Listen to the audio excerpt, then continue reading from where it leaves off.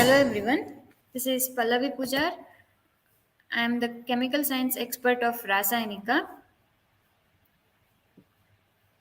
Good evening to all. Am I audible to you all? So if I am audible, please ping in the comment box.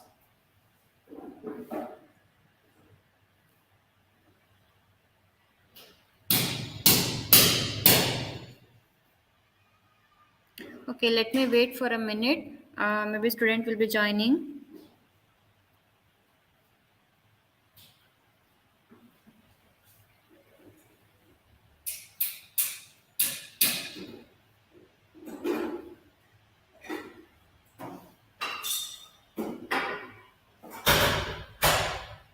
Yeah.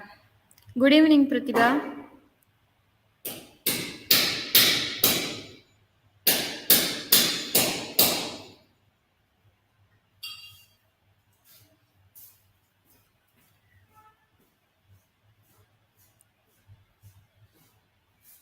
Okay, let us start the discussion. Because already it is five o'clock, right? Okay. So in the last session, I had discussed regarding organic chemistry questions, and previously I had mentioned that I will discuss about the inorganic and organic chemistry questions of CSIR NET 2021. Okay. So without waste of time, let us start the discussion. The first question is the major product formed in the following reaction is. So here they have given one reaction, so this is the reaction what they have given here. So this first one reactant and the second reactant in the presence of titanium isopropoxide. So this reagent they have used. So in order to carry out this reaction, I have to react these two reactants. Okay. So the major product which is formed between these two reactant reactions. So the first thing what I have to notice in the first structure here, you can see there is ester and here there is aldehyde, right? So just I want to I have to show one thing here.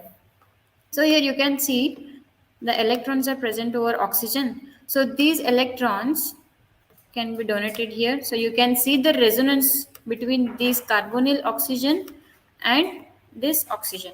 So because there is a resonance between these ester group, between this oxygen and this carbonyl oxygen, this carbon, whatever you can see, it is most electrophilic, right? Which is highly deficient. So electrophilicity is very difficult to say here. So it is very less. So in order to when I come to this carbonyl group of aldehyde, then it is freely available to attack the electron rich center. So because of that reason, these pi electrons attack to this carbonyl carbon. So once the carbonyl carbon attack here, what type of reaction you can see here? So just by looking at this reaction, I can say that the option D is correct here. The option D, how I can show, let me show the with reaction. Okay, so the proton whatever you can see here, so the carbonyl carbon, you can see the aldehyde carbonyl carbon, the pi electrons are attacking over this carbonyl carbon, and similarly the proton is eliminated and the electron shifting back towards the electrophilic carbon. And what I can get here this ketone, this ester group, sorry, here I made a mistake that we have to add oxygen here. So it is ester group, it will be remaining as it is. And further it will be converted into alcohol group, the OH you can see here, right? And further the double bond is remaining as it is and the CH3. So the option D for this reaction is correct. When I come to option A, option B, and option C, see here you can see that the reactant 2 is added to ester group. The ester is not possible here, so you can't add to ester group. Why? Because these electrons, whatever present over the oxygen, are involved in the resonance with the carbonyl group, right? So because of that reason, the option D is correct for this question. And nextly, the second question is the structure of the reactive intermediate generated by reaction of CHCl3 and KOH. So they have taken CHCl3 and they are treating with potassium hydroxide. So let me write the reaction first. So this is the carbon. It is carrying three chlorine atoms here. Okay. So three chlorine, whatever you can see here. So three chlorine and one proton. So what base does? Base abstracts the proton, right? So what base does? It will abstract a proton. Means we are adding here KOH. Once the KOH is added, it will abstract the proton and what you will get? So it will be abstracted by base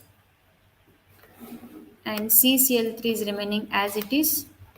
All the three, whatever chlorines you can see, chlorines are remaining as it is here. Okay. And next, now the carbon is electron rich, right? So it will be gaining negative charge. Now, our question is like the electrons which are present over the carbon means here those can be present in the single orbital also or else in two orbitals separately also. For carbon we have singlet and triplet states, right? So the same way here you can see in the given options itself they have given triplet states also and singlet state also. So always we know that the singlet state is more stable compared to triplet state, right? So just we can say that the option B is correct for this question.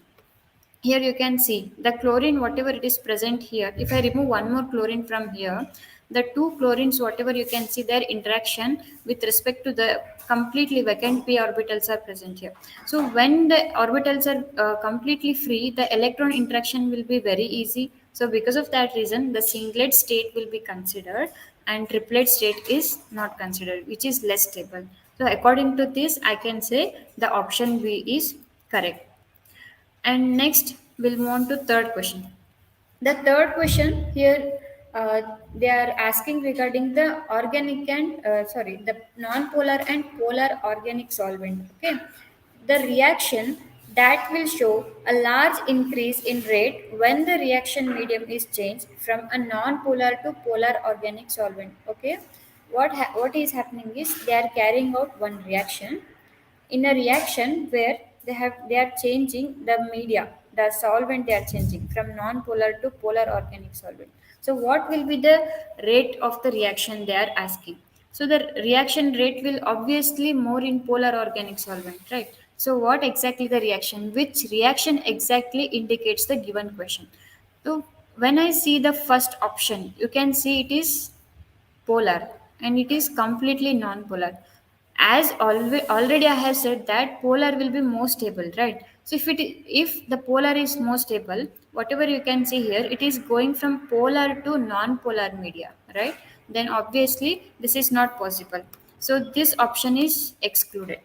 And next, when I move to option B, here it is like there is also polar part and here is also polar part, means equally polar part we can see here. And this is also not possible because they are asking from non-polar to polar part. And when I come to option C, this is non-polar and this is also non-polar, both are non-polar, right? And even it is excluded, and remaining is what? The option D. Okay, so option D clearly you can see from non-polar to polar media, you can see, right? So the option D will be correct for this.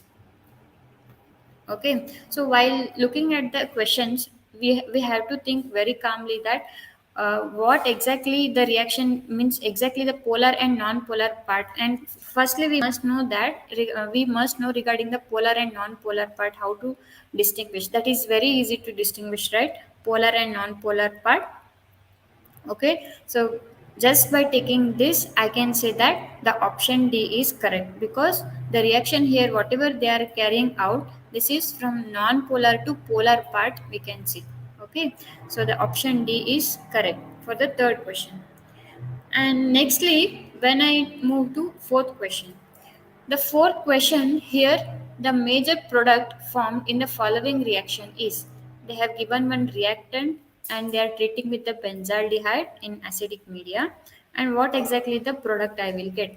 So before going to solve this problem, let me draw the chair conformation of this given reactant. Okay, so that I can easily identify how exactly the benzaldehyde can attack, right? So let us draw the chair conformation first. So chair conformation for this will be,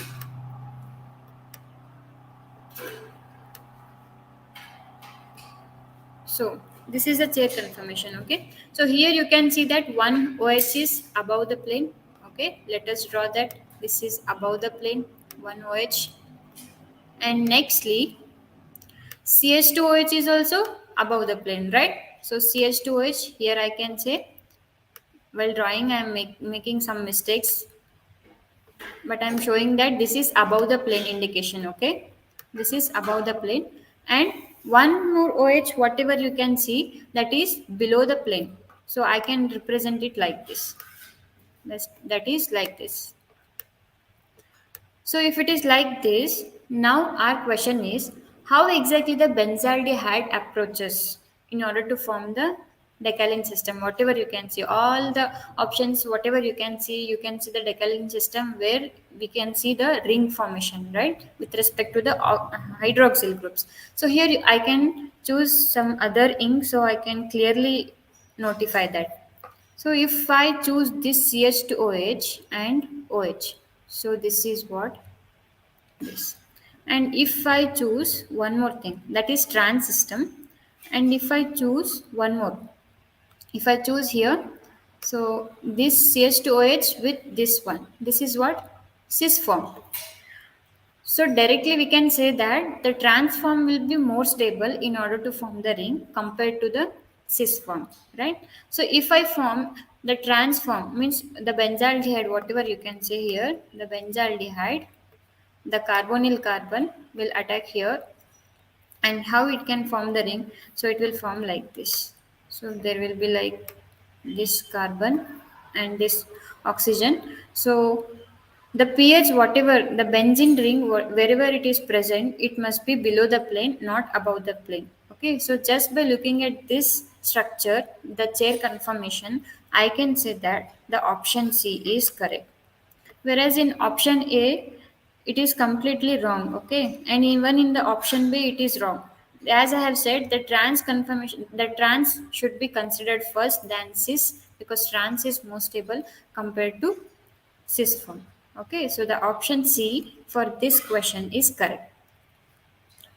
And fifth question is the fifth question where they are checking about the molecular orbital knowledge. Okay, so the question goes like this: the type of molecular orbitals in the allyl ligand. The allyl ligand is nothing but the CH2 double bond CH, CH2 minus that are used for sigma donation and pi back donation with metal d orbitals respectively. So firstly, the allyl ligand will form bond with the metal d orbital and further there will be the pi back donation. Okay, so what they are asking, what type of the molecular orbitals are involved between the metal d orbital pi back donation and sigma donation. Okay, so here, whatever they have given, the first option they have given 2 pi and 3 pi, and B 1 pi and 3 pi, and nextly C 3 pi and 2 pi, and option D 4.2 pi they have given. So with molecular orbital diagram, we can say that the 1 pi and 3 pi is the answer. So let me let me explain with respect to the molecular orbital diagram. Okay. So here you can see. So whatever you can see here, this is 1 pi orbital and this is 2 pi orbital, 3 pi orbital. Whatever the molecular orbital diagrams you can see here, these are of the allyl ligand. Okay, so the molecular orbitals of the pi system of an allyl ligand.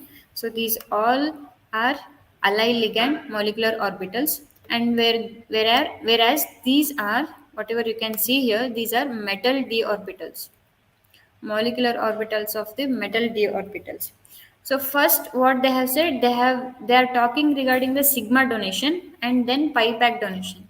So no doubt here the electron present here in the sigma orbital, here you can see 1 pi orbital electrons will be transition will be occurring and they will move means those will be given to the metal d orbital, and as per the 3 pi vacant orbital is present, so the metal can donate back the pi electrons to this orbital. So according to this question, I can say that the 1 pi and 3 pi molecular orbitals are involved in the metal and ally ligand interactions. Okay, if you have any doubt regarding these molecular orbitals, so I can explain it once again. So please ping in the comment box. So easy, very easily we can understand, right? So just we have to generalize, means in our mind we have to think what exactly the molecular orbitals for allyl ligand and for metal d orbitals. So as per I go for the allyl ligands and metal d orbitals, it will be easy for us, right? So which all orbitals I can involve. And nextly, okay, so this is regarding our CSIR net coaching for chemical science. We have already started the coaching for chemical science to crack the CSIR net exam. So we are providing the hard copy of study material, and we are regularly conducting the class tests also, and monthly practice exams will be there, and we will clear all the doubts whatever you have on at instant itself via chat, or you can ask us to, and we can clearly notify everything whatever we are taking, we are not taking, and we will provide standard material for CSR net exam. So if you are very late, please hurry up and please join the Rasayanika batch for CSR net exam coaching. Okay, so you can note down the number, whatever here it is being mentioned, so you can call and ask a query if you have anything regarding the coaching. Okay. Nextly, the sixth question, it is regarding the specific rotation. Okay, here they have given one reaction, and the product is also given. The product is A, and they have given its enantiomer selectivity, that is 98%. They have given EE 98%, whatever here they have mentioned. Okay, let me read the question first. Firstly, given the specific rotation of S4-methyl 3-heptanone in hexane as plus 22 degree, and the specific rotation in hexane of the product A is EE is equal to 98%, obtained from the following enantiomer selective alkylation reaction. If I want to know the enantiomer selectivity of the product, then definitely I have to solve this question. Okay, in order to solve this question, I will explain with the mechanism. Okay, and here they have given four options: option A, option B, option C, option D. Let us solve this, and the answer will be option C. Okay, here the answer will be option C. Let us start the mechanism. So the reactant, starting reactant, whatever you can see here, okay, the starting reactant, here, the carbonyl center you can see, and the given one more reactant, it will be added over here, so you can get this type of structure. So as it is added, first we have to rotate this CH3 with respect to this bond. The single rotation of this bond, I will end up with this CH3. Wherever it was present above the plane, it will come to below the plane. So once the CH3 is below the plane, it is very easy to start up the mechanism. So as they have given here, you can notice that LDA, then NC3H7I they have given. So LDA is what? It is base, right? So what it does, it will abstract the same proton again. So as it abstract proton from here, so this proton, whatever you can see, LDA abstract from here. As it abstracts the proton, you can see here there will be the interaction between this oxygen, the methoxy group, whatever oxygen you can see here, this oxygen and the lithium interaction will be there, and further there will be no change in the CS3 position, it will be remaining in the below the plane only, and then the C3H7I they have given. Okay, so this propyl group will be added. As already I have mentioned here, the CH3 will be more electron rich center. As it is electron rich center, definitely it will attack on the alkyl part of this, and I minus will be detached. As the I minus will be detached, the C3H7 will be added to the rich center, and further you will end up with this part. Next, what I have to do, in order to eliminate this bulkier group, I have to do ozonolysis at 0 degree Celsius. Okay, CH2Cl2 is a solvent as they are using that. As I will do ozonolysis, whatever the part you can see, C double bond N, it will be detached completely. As once this bulkier group is detached, I will end up with the end product. So this is the end product what I am getting if I start from this. If I start from this, I will end up with this product. But what they have given with respect to the enantiomer selectivity. As EE is yeah, as EE is 98%, they have mentioned, right? So just we have to look at this. So for that, in order to know the rotation of a molecule, we have formula, that is percentage of EE divided by 100 into its specific rotation. As you can see, the specific rotation is already they have mentioned as 22 degree.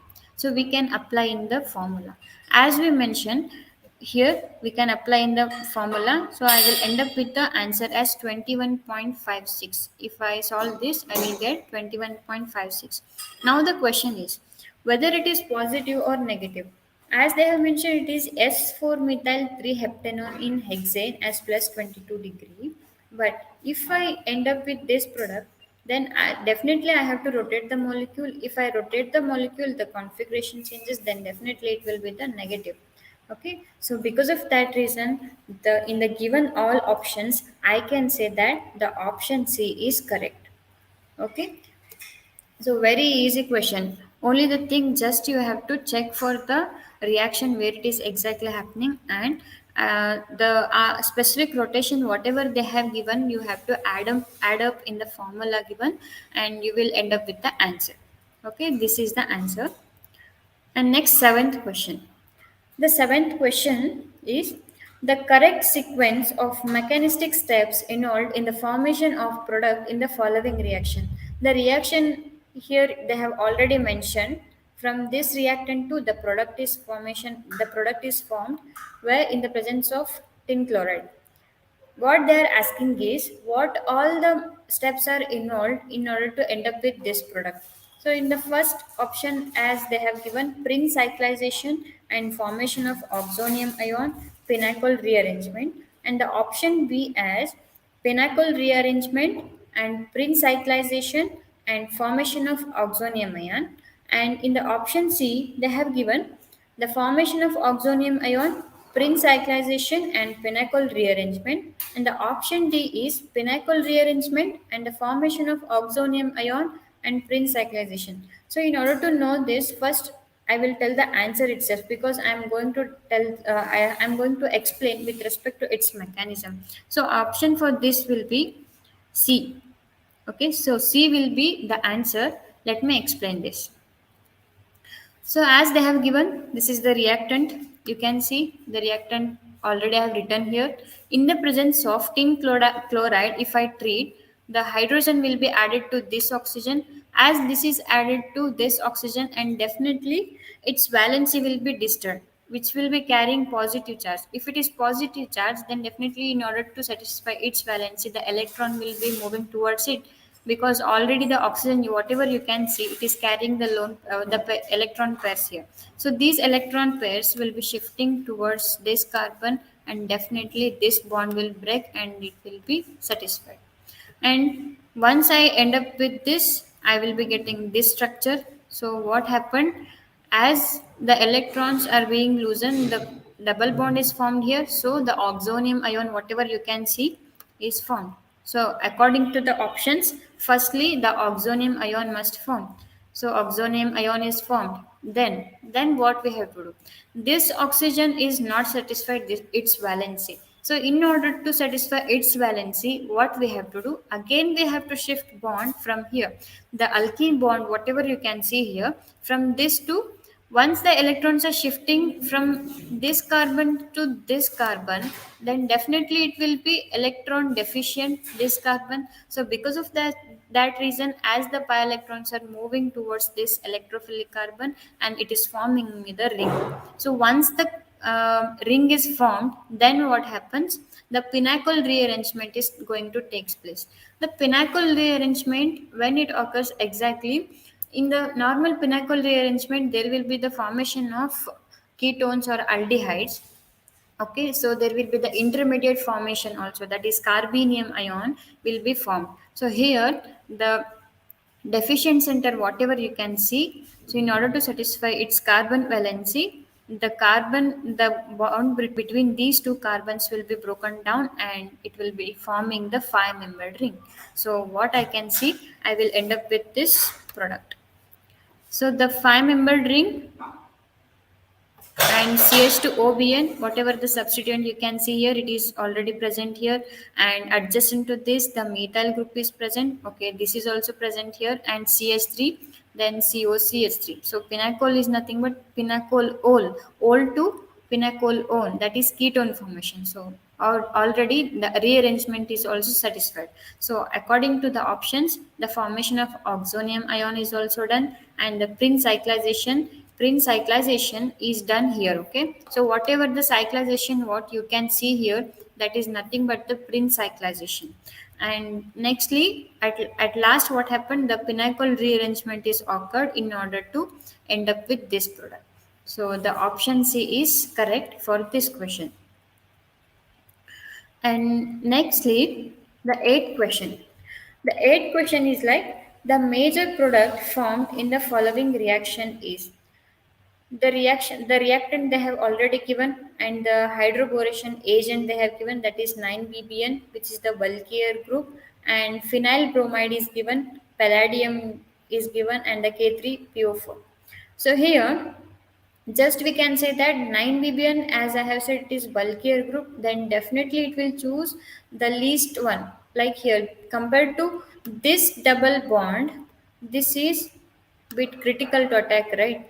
So in order to attack easily, it will always favor this double bond, so it will not attack here. So if I favor this double bond, definitely my answer will be option A. So the option B, whatever they have given here, they have done the attack of hydro, means they have done the hydroboration on this double bond. So that is not possible, because 9 bbn is already bulkier group, so it will not attack on the double bond which is already present in the ring. So option B is also eliminated here.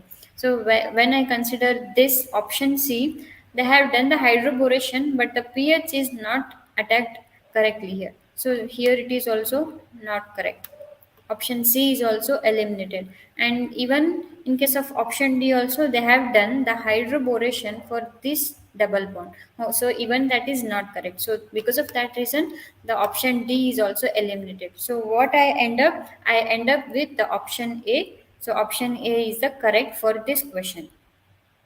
So, do you have any doubt regarding these questions? So, as already I have mentioned the mechanism here. So, there is the double bond.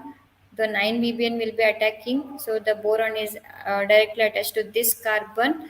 As once the hydroboration, hydrogenation is done, then the PHPR, whatever you can see, the phenyl will be attacking to this carbon, and I will end up with this product. Okay, so according to the given options, so option A is correct.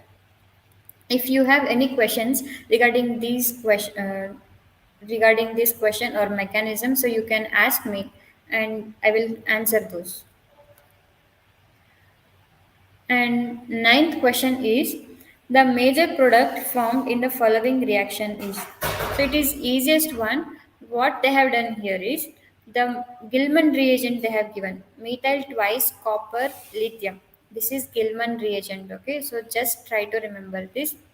So what they have done, what we have to do, the double bond is there, just we have to add the alkyl group to this. So in order to add alkyl group, I must think that what exactly the stereochemistry will be once I add the alkyl group to the double bond.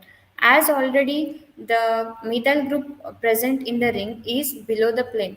If I want to add alkyne, then if I alkyne in the below the plane itself, then there will be not stable product, right? So because of that reason, what I will end up, I will add the alkyl group trans position. So trans, so always we know that between cis and trans, the trans will be more stable, so alkyl will be added trans. So according to that, I can say that the option B and option D are included, whereas option A and option C are eliminated. So once I erase option A and option C, what else they have given? They have given with respect to their chirality, whether the given whether the formed product is chiral or achiral. Okay. So in order to know that, I have to draw the mechanism. So the first thing, whatever you can see here, the CH3, whatever I have shown here in the option B, the trans product you can see. So the trans product, whatever I have shown here, that is correct. And nextly, it is completely chiral. And whatever they have given in the option D, that is not correct. They have given it as a achiral, right? That is not achiral, that is chiral carbon. So the option B for the given question is correct. So option D is also eliminated, option B is included, and option B is correct. Then let us move to the 10th question. The 10th question, they are asking regarding the carbon hydrogen coupling, right? So the C13 NMR they have included here. The question is, which of the pattern A, B, C or D, some graphs they have given here, right? A, B, C, D. So fits best with the C13 NMR spectrum of TiCl3 CdH2, and what they have given already, the coupling constant, that whatever the values they have given for JCH and JCD, the CD coupling and CH coupling they have given, right? So as they have mentioned, it is more than CD. The CH coupling will be more than CD. They have already mentioned. So which of the following option is correct? That we have to answer now. So as we know that, let me solve this. So they have given is like, so let me choose the ink first. Okay, so carbon and hydrogen. Okay, so for this, whatever I can see, that is C13 and hydrogen coupling, whatever they have given, that is more than that of carbon deuterium coupling. So for this, I have to apply the formula as 2ni plus 1. If I apply 2ni plus 1 formula, then how I can write 2 into again 2, okay, into, then spin will be half plus 1. So what will be the answer for this? So the answer will be 3, right? So if it is 3, then the intensity ratio will be like 1 is to 1, 1 is to 2 is to 1. Okay. So if it is 1 is to 2 is to 1, 1 is to 2 is to 1, then how I can show? I can show like this. So there will be 3 peaks. So if it is like this, then it is how? 1 is to 2 is to 1. So this is regarding what? This is regarding the C13 and H coupling. So C13 H coupling they have given as 1 is to 2 is to 1 ratio. Next what happens? These triplets whatever present here, they couple with the deuterium. Okay. If they couple with deuterium, I will end up with the ratio as like this. So it will be like how? So as it is 1 is to 2 is to 1, then definitely the ratio will be for this peaks. So let me show here first. So let me show for the first peak, whatever you can see here. This is as 1 is to 1 is to 1 for these 3 peaks, whatever I can show here. And next 3, whatever you can see here, no. So those all will be like 2 is to 2 is to 2, right? So similarly the last peaks whatever you can see, it will be as 1 is to 1 is to 1 is to 1 only. So in these all diagrams I can see in the first one, the structure whatever A, the graph whatever A they have given, no, so that is not satisfying my intensity ratio, because all the peaks are like up and down up and down. See, these all are not satisfying. Whereas option B, the structure B, whatever you can see the graph, it is correct because all are the intensity 1:1:1, the same peak, and 2:2:2, the same peak, and 1:1:1, all are of same length, right? The same length. So as I can say, it is the option B is correct. Okay, so the graph, whatever they have given for this C13 coupling, so the B will be correct. And C, they have given only two peaks, that is not possible. And here they have given the large intense peaks with different length, so it is also not possible. So this is also eliminated. So directly I can say option B is correct for this. Okay. And nextly, the 11th question. The 11th question, they are discussing regarding the major product which is formed in the following reaction is. So they have already given the reactant. We have to add the Grubbs catalyst and followed by ethylene. So what I end up with this. Okay. So the option for these, as already I will first I will mention the answer. Then I can end up with the mechanism. So option for this is D. Okay. So the D is correct, whereas A, B, C are wrong. So let us know the mechanism. So the reactant, whatever I can see here, so here I can see. So the reactant they have already given. The Grubbs catalyst is nothing but the series of transition metal complex. Okay, the series of transition metal complex which is mainly used in the olefin metathesis. So here the double bond, whatever you can see, this is ruthenium complex. So it will be like this. So the electron will be shifting here, and the electron one shift here. There will be the formation of four-member ring. Okay, so you can see here the four-member ring is formed here, and further what happens, again the electron will shift. Once the electron will shift, I will end up with this structure. So once I end up with this, I can easily attack the ethylene, whatever they have given. So ethylene will be attacked, and again I am forming the four-member ring. So once the four-member ring form, then I have to shift the electrons in such a way that the ruthenium, whatever it is present over here, I have to detach it. So once I shift the electrons in this way, whatever I have shown here, the ruthenium will be kicked out, and followed by I will be getting this structure. So in order to know the substituents which all present in all positions, I have numbered them. Okay, so 1, 2, 3, 4, 5, 6, 7, 8. So 8-member ring will be formed, followed by their substituents I have attached here. So the methyl is present on 7th carbon. Okay, the methyl is present on 7th carbon, and followed by the 5-member ring, whatever you can see here. So it is also present here, and then so according to that, I have shown all the substituents, the hydrogen whatever above present above the plane, those are also being shown here. So according to this, I can say you can check for the structure also here. The option D is correct. Okay, so let us move to the 12th question. The 12th question, they are asking regarding the proton NMR. The hypothetical NMR spectrum of 1H in 1HC2H would consist of the spin of the 2H is 1. The spin of 2H is nothing but the deuterium. The spin, as already they have mentioned, it as 1. So now the answer for this, I can say it is triplet of 1:1:1 ratio. So how it will be? Let us know. Okay, so just as of the spin multiplicity formula, as we know that we have to apply. So as they have mentioned the spin also, I can end like 2 into 1 into 1 into 1 plus 1.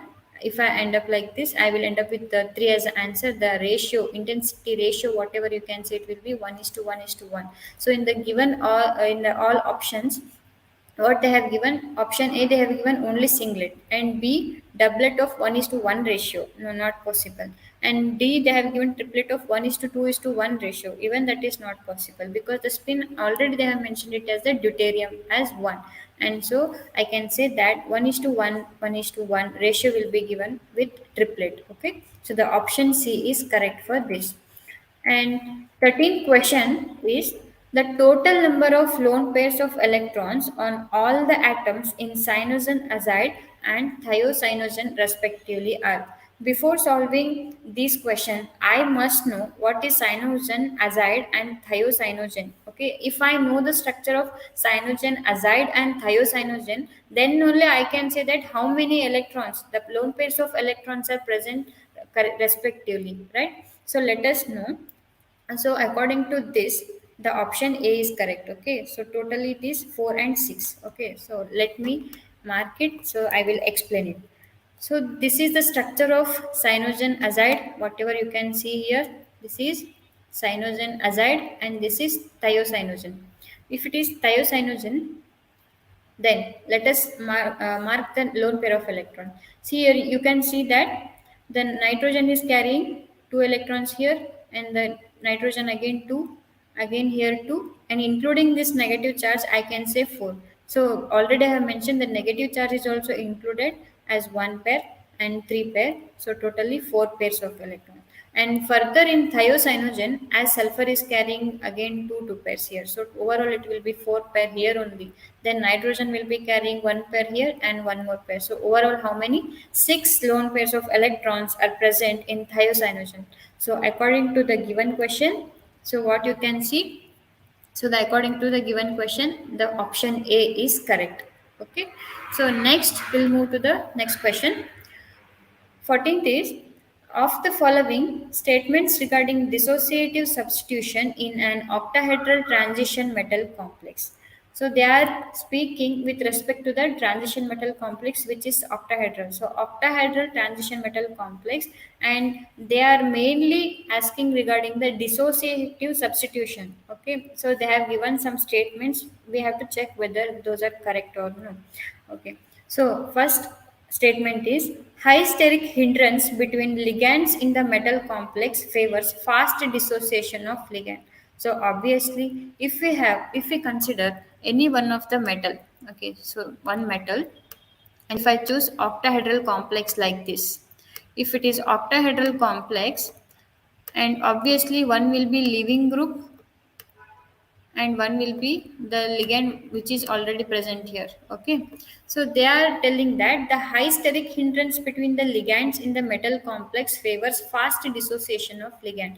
Yeah, if all the ligands whatever you can see here, if those are bulkier group, then definitely the metal and ligand between the next whatever I have to dissociate the bond between metal and ligand, it will be very faster. So according to that, the first statement is correct. And nextly, they are telling that increased charge on the metal atom or ion of the complex favors the acceptance of electron pair of the entering ligand. Definitely it is wrong. It is wrong. Why? Because here we are speaking with respect to the all the ligands which are present over the metal.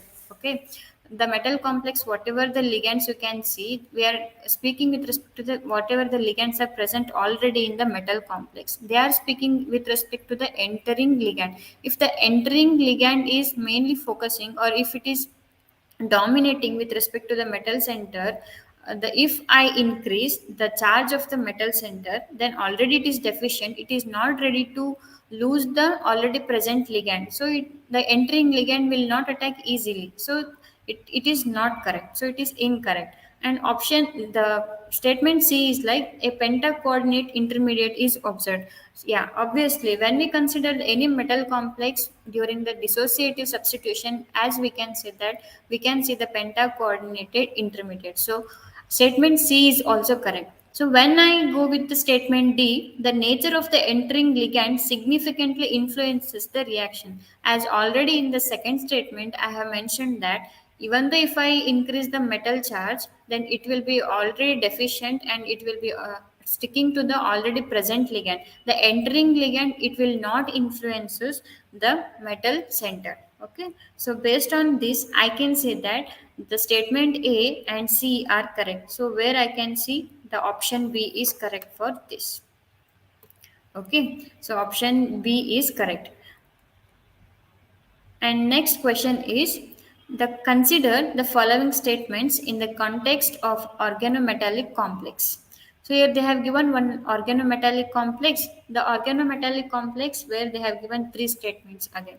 So first statement, the carbene ligand donates two electrons to the metal and accepts d electrons to make a pi bond. Yeah, obviously. So the carbon, whatever you can see here, so the carbon, whatever you can see here, this is the carbon and this is the metal. So they are speaking with respect to CR bond. So as they are telling that the carbene ligand donates two electrons to chromium and it accepts d electrons to make a pi bond. Okay, so once it accepts a pi bond, and definitely the statement A will be true. So if the statement A will be true, then I have to go with the statement B. So statement B, what they are telling is the carbon is nucleophilic. Okay, so if the carbon is nucleophilic, we know that the Fisher in the Fisher carbon, it will be always electrophilic, right? So the statement B, whatever you can see, it is not correct. So that is incorrect. So option A, the statement A is correct.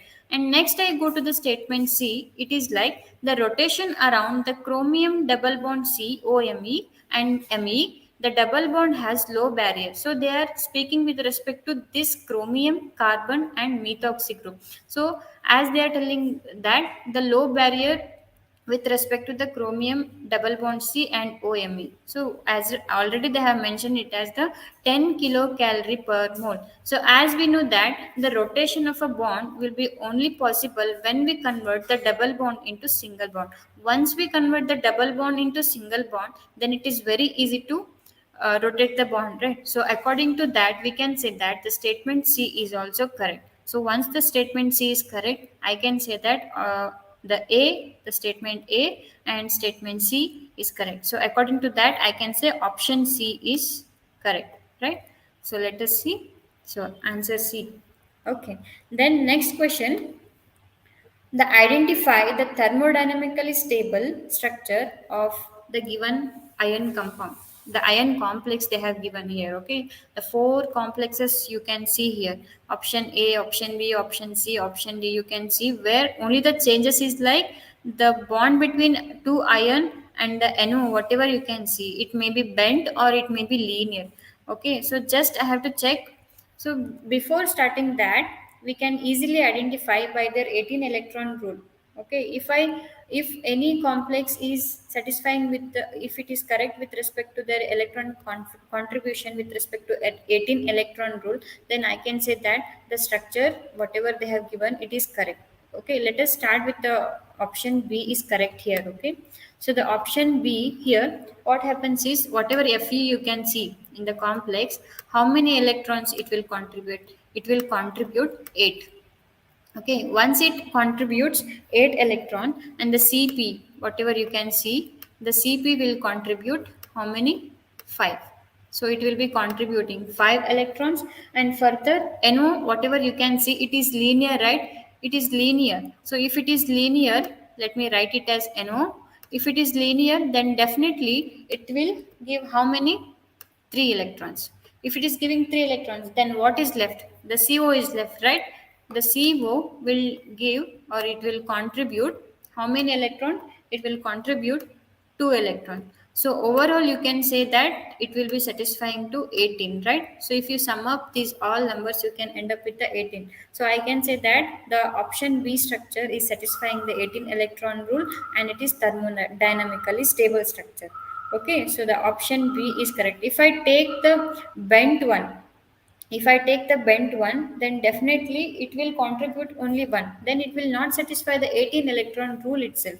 So the option A, option C, option D, whatever you can see, those are all are incorrect. When it comes to this one, okay, so all whatever you can see here, those all are incorrect. So because all here they have mentioned with respect to the bent NO, and here the iron bond they have mentioned. So there will be one extra contribution. So it will exceed the 18 electron rule. So that will be incorrect. As of now, option B is satisfying the 18 electron rule, and the option B is correct. And nextly, let us move to the 17th question. So 17th question directly we can say that, first, let us know the question. The ore X gives a D block metal M in the elemental form following a chemical process. Which of the sets X bar M chemical process below is correct?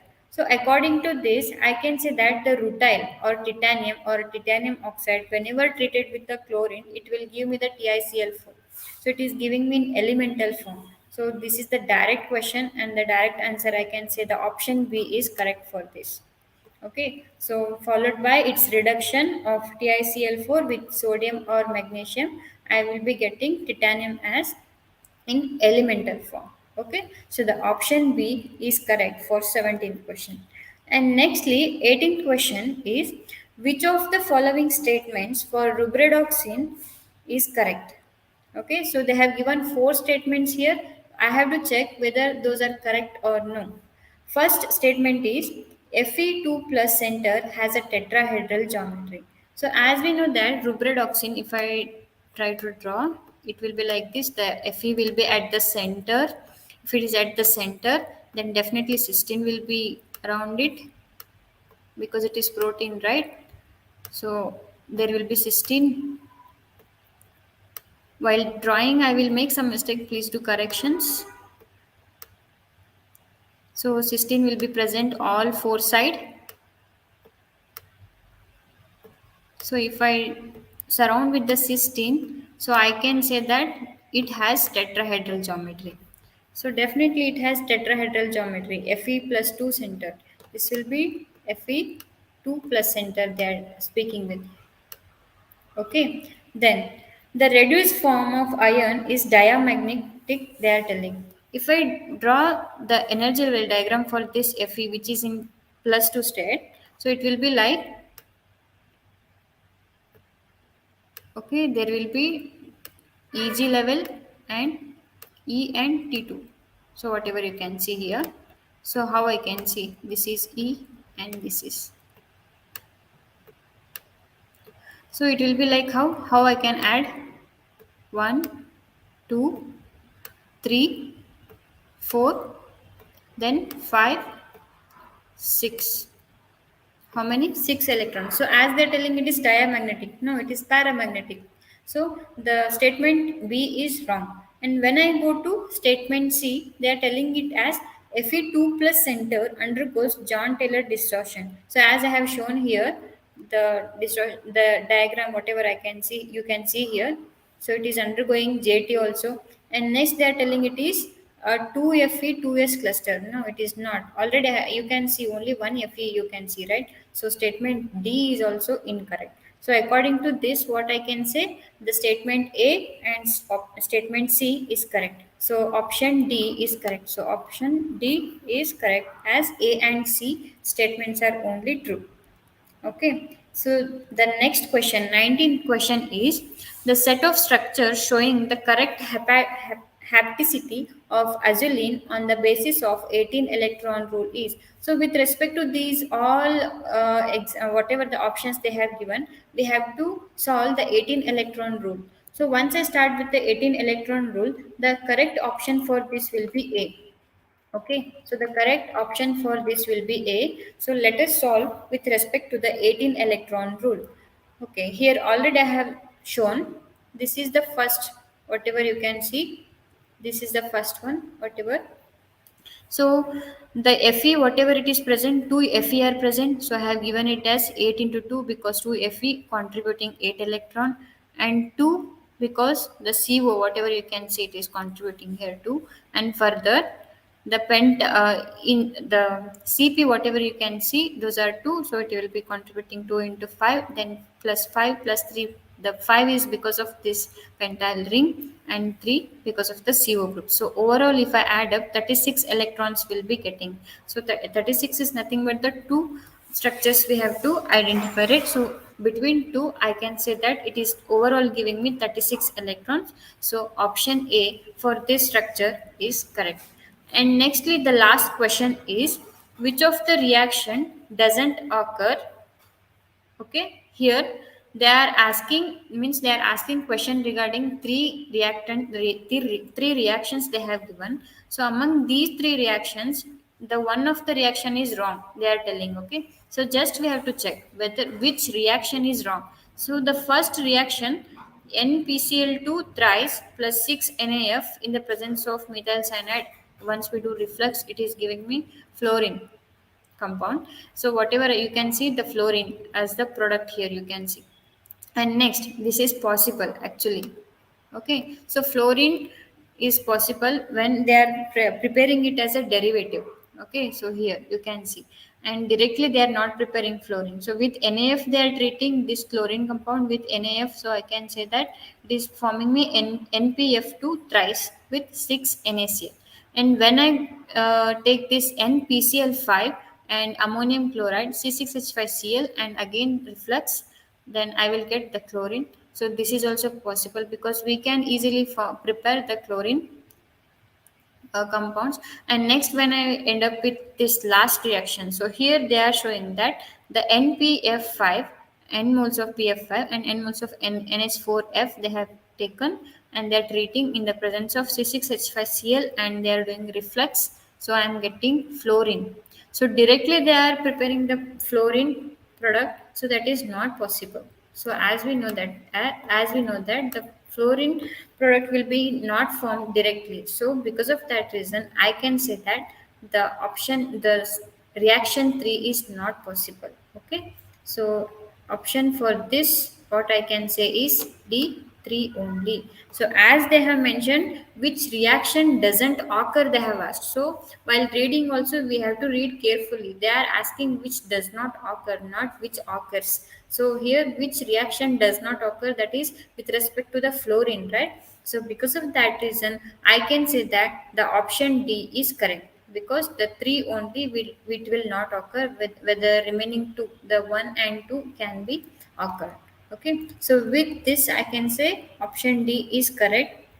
And lastly, so today I have done with the 20 questions of organic and inorganic chemistry, and remaining inorganic questions I will be solving in the next sessions. So be stay tuned with us. So we will be solving all the CSIR net questions from the inorganic chemistry part also. And tomorrow also we have a live session where the other faculty will be solving some physical and inorganic chemistry questions. So please stay tuned and please try to join Rasayanika also, as I already have mentioned.